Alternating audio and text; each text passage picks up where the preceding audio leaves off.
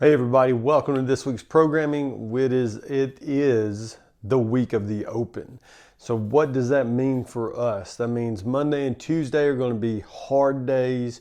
Wednesday is going to be kind of a skill slash strength day so we can recover and do an around the world style workout, just breathing and stretching on Thursdays.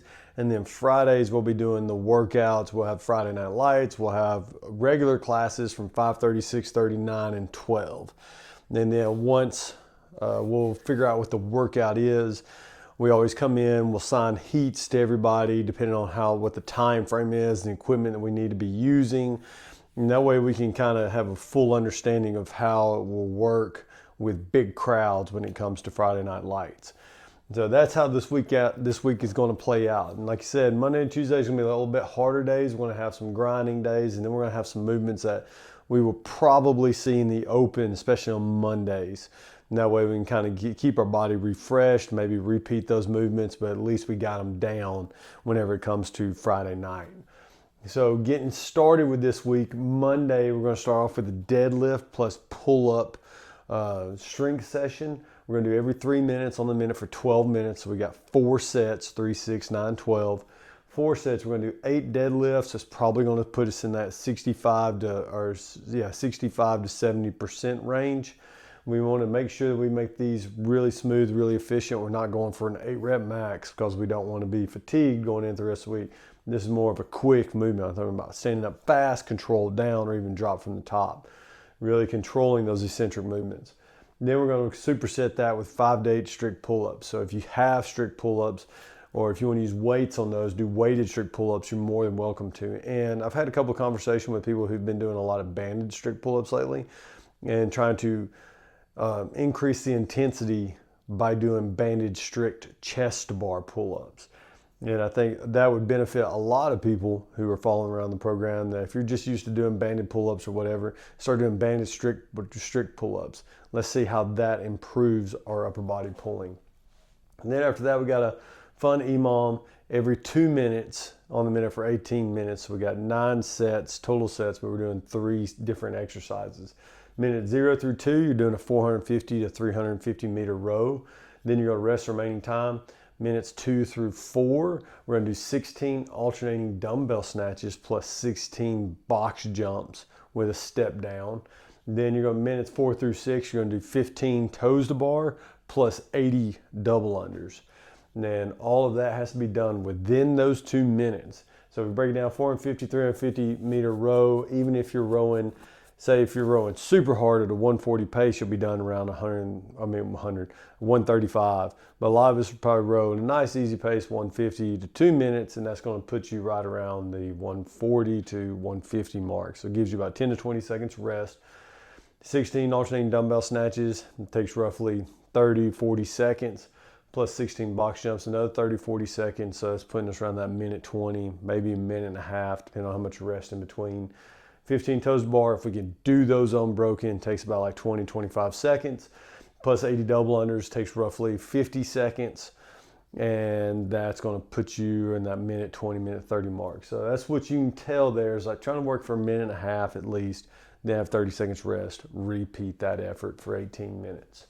Tuesday, we're going to start off doing some hang squat snatches every 90 seconds. You're going to do 3, 3, 3, 2, 2, 2, choosing your own weight. This is more of a skill slash technique focused training session here. Some of you might want to work up, but a lot of us want to stay in that 70 to 80% range and really work on that smooth, efficient lift. So just getting that body ready to move efficiently for whatever's coming at us later on during the week.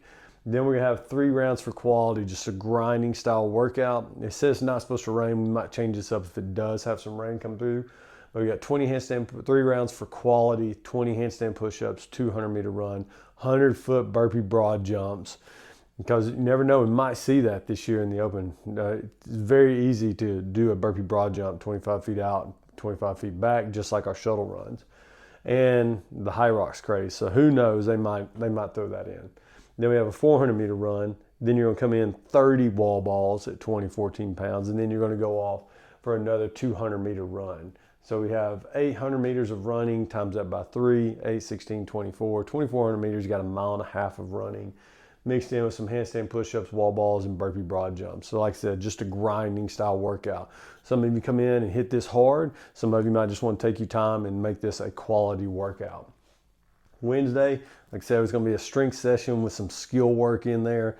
We got bench press. Last week we did 4 sets of 10 mixed in with those gorilla rows and the bike sprints, which that apparently killed a lot of people in here.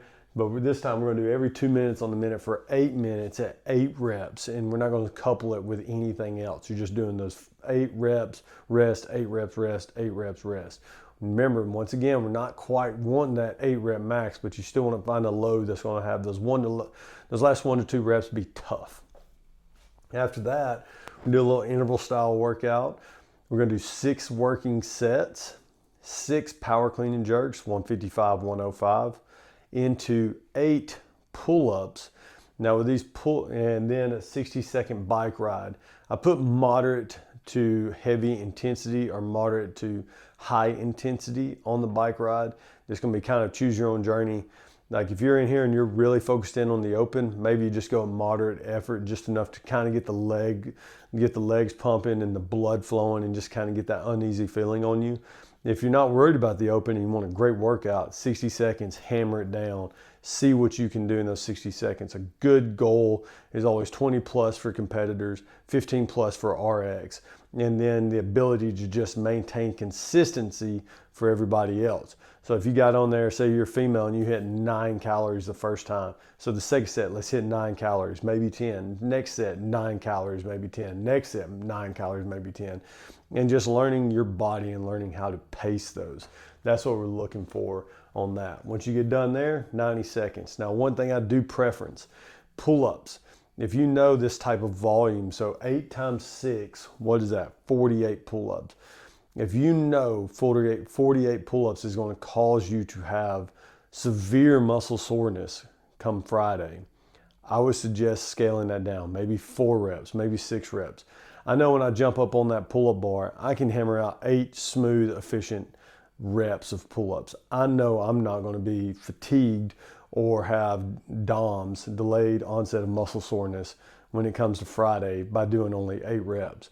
A lot of you might push that envelope to where you're failing some of those pull-ups, or what happens for most people is when you start getting tired, then these are meant to be nice, crisp, clean reps. Even if I was doing traditional kipping pull-ups, I should have no problem doing 8. If you ever get to the point to, like if you're doing a traditional kip and then you come down and you have to sit there for a little bit, and you have to rest, or you come off the bar then jump back up, you're probably hitting that failure range and you're probably overemphasizing the eccentric loading of going down, slowing your body down. That's where we get a lot of that DOMS from. So these reps right here should be nice, clean, and efficient reps. So if 8 is too many, maybe go to 6. 6 too many, go to 5. 5 too many, go to 4. Maybe some of you just stick with strict pull-ups or do traditional kipping pull-ups. I want it here just to get those reps in, nice, clean, efficient reps, but at the same time, I want you to be hesitant, especially when it comes to Friday night, if you really care about the open. If you don't care about the open, knock yourself out and get those 8 pull-ups in, get a great workout in, get what it's meant to be. But if you have the open and you know 48 reps is going to cause DOMS, then be smart about it. Talk to your coach, email me, text me. I'm here to help out the best way I can.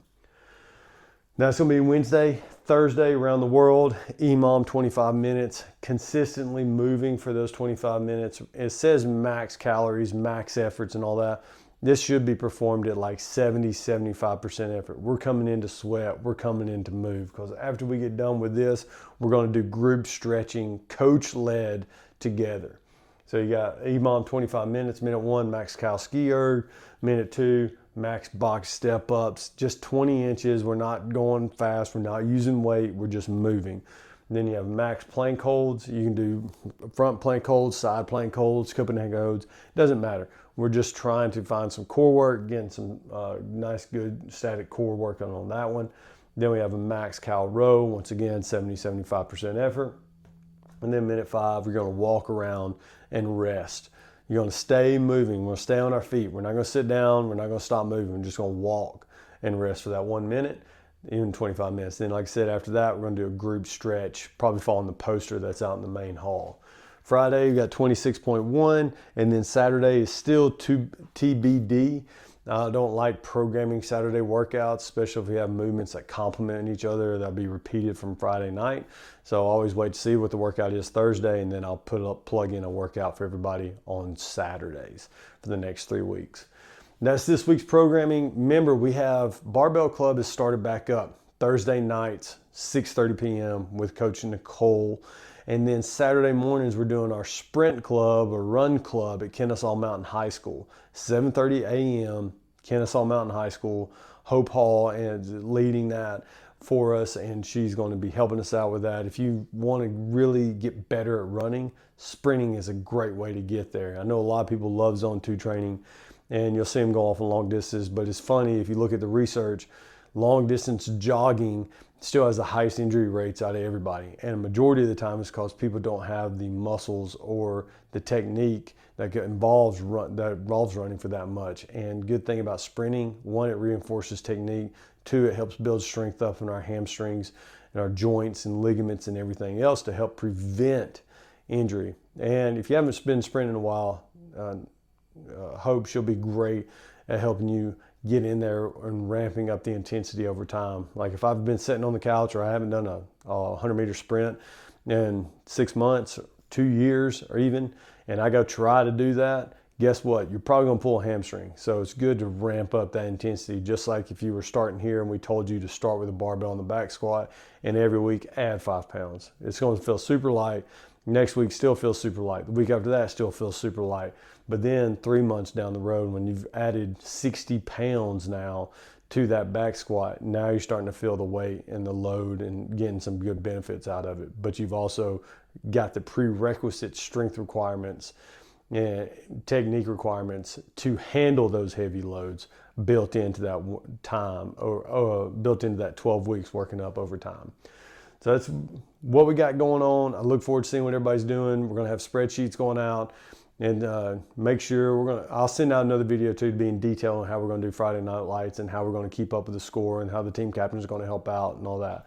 A lot of people getting t-shirts. Reach out to your teammates, see if you got one on order, and y'all have a great week. See names on the leaderboard. Any questions, anything you need from me, email, text, reach out. I'm always here to help out.